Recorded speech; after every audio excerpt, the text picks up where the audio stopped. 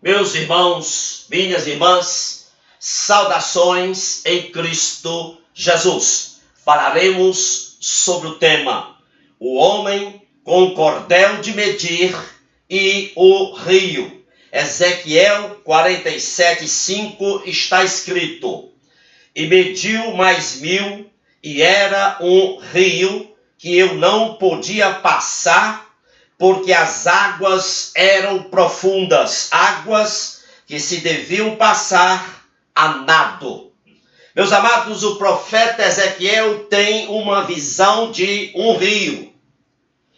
E na visão do profeta, ele vê que à medida que o rio avança, ia aumentando em largura e em profundidade. E o profeta vê um homem que tinha um cordel de medir na mão. E o profeta descreve o imenso interesse que o homem que tinha o cordel de medir na mão, de que o profeta entrasse cada vez mais no rio. O profeta estava com as águas nos seus tornozelos.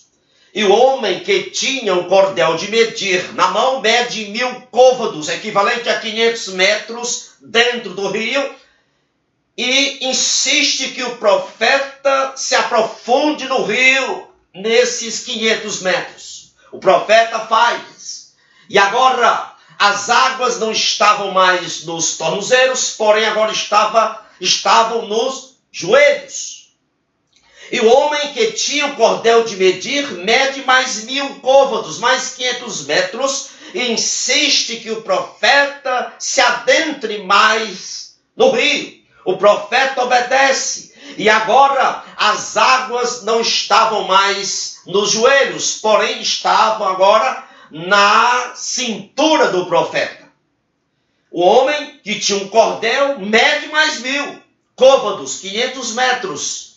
E insiste que o profeta se adentre mais, o profeta se adentra mais. E a partir daí, o homem que tinha o cordel de medir na mão não faz mais nenhuma medida. Por quê? Porque o profeta agora havia chegado na profundidade aonde o homem que tinha o cordel de medir na mão queria que ele chegasse. O profeta agora estava completamente submerso, imerso no rio, sendo conduzido e sustentado pelas águas do rio. As águas do rio não estavam mais nos tornozelos do profeta, as águas não estavam mais na cintura nem nos joelhos, mas agora o profeta estava completamente imerso no rio. Qual é a lição prática dessa visão de Ezequiel para a igreja? Ou seja, para cada um de nós que formamos a igreja. Observe que o homem que tinha o cordel de medir na mão é uma tipologia de Cristo, representa Jesus. E o rio é uma tipologia do poder do Espírito Santo. Observe que o homem que tinha o cordel de medir não desejava, não se contentava que o profeta ficasse com as águas nos tornozelos, nem nos joelhos, nem na cintura. Ele insiste que o profeta avança. Com as águas nos tornozelos, ou nos joelhos, ou na cintura, o profeta estava ainda com seus pés no chão do rio.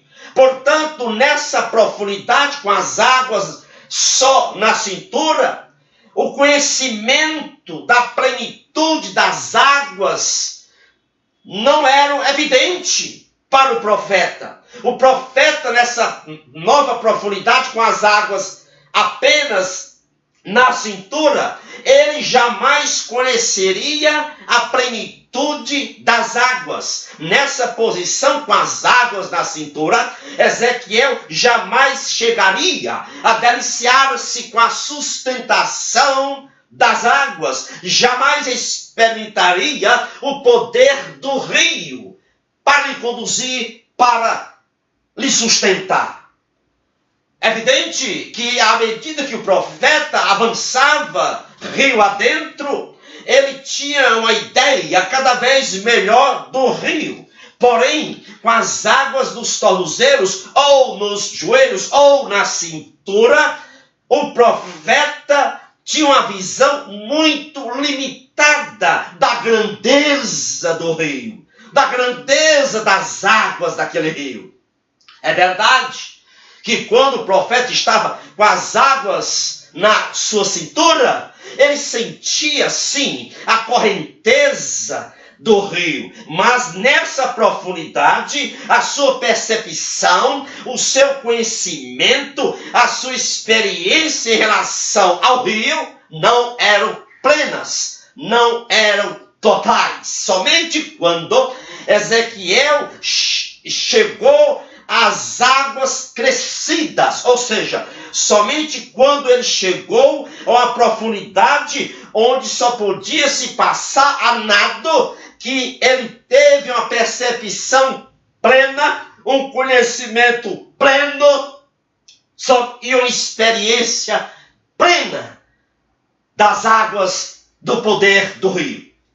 O profeta agora estava completamente submerso no rio, sendo sustentado e conduzido pelo rio. Meus amados irmãos e irmãs, escutem bem. Deus deseja que a igreja, que cada um de nós estejamos nessa última profundidade que o profeta Ezequiel chegou. Submerso no poder de Deus, submerso no poder do Espírito, envolto com o poder do Espírito, sendo conduzido e sustentado pelo poder do Espírito Santo. Esse é o desejo que Deus tem para cada um de nós que formamos a sua igreja. Porque nessa profundidade, submerso no poder do Espírito, sendo conduzido e sustentado pelo poder do Espírito Santo, nessa posição, oraremos no Espírito, evangelizaremos no Espírito, adoraremos no Espírito e todas as nossas atitudes serão no Espírito. Nessa profundidade, submerso no poder do Espírito, sendo conduzido e sustentado pelo poder do Espírito, cada um de nós estamos preparados para resistirmos os ataques das hostes malignas. Meus amados, o poder do Espírito é indispensável para com a igreja. O poder do Espírito Santo calou bocas de leões, fez o fogo não queimar. O poder do Espírito Santo fez as águas se levantarem como dois montes. O poder do Espírito Santo fez o sol retornar 10 graus. O poder do Espírito Santo fez Nabucodonosor comer grama. O poder do Espírito Santo abriu prisões e fez desabar muralhas. A igreja do Senhor Jesus não nasceu fraca, não nasceu anêmica.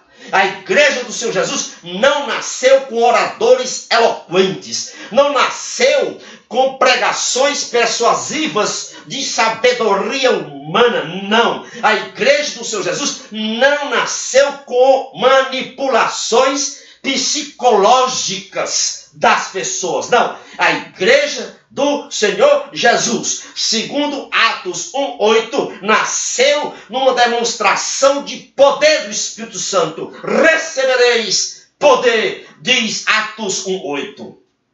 Em 1 Tessalonicenses 1:5, Paulo atesta o seguinte: porque o nosso evangelho não foi a vós somente em palavras, mas também em demonstração de poder. Meus amados, sem o poder do Espírito, a pregação é uma palestra morta, sem vida.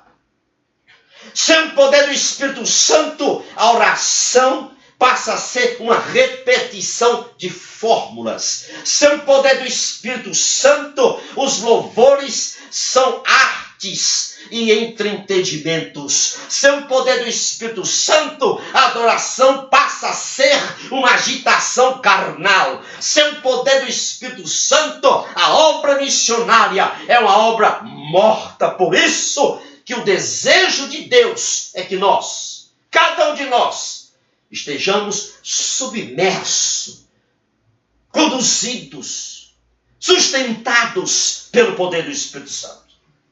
Agora, observe que à medida que o profeta se adentrava no rio, ele tinha que focar só uma coisa. Os seus olhos deveriam estar somente focados, fitos numa coisa, no homem que tinha o cordel de medir na mão.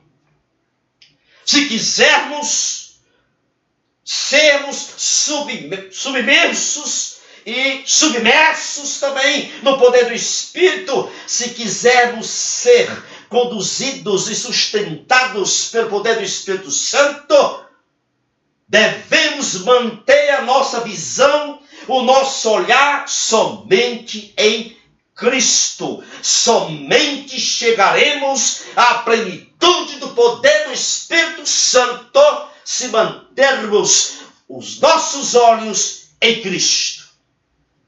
É claro que existiam as margens direita e esquerda do rio, mas em nenhum momento Ezequiel manteve o seu olhar nas margens do rio. As margens direita e esquerda do rio é uma tipologia do mundo. Ele manteve o seu olhar somente no homem do cordel. Aqui tem uma mensagem também para nós.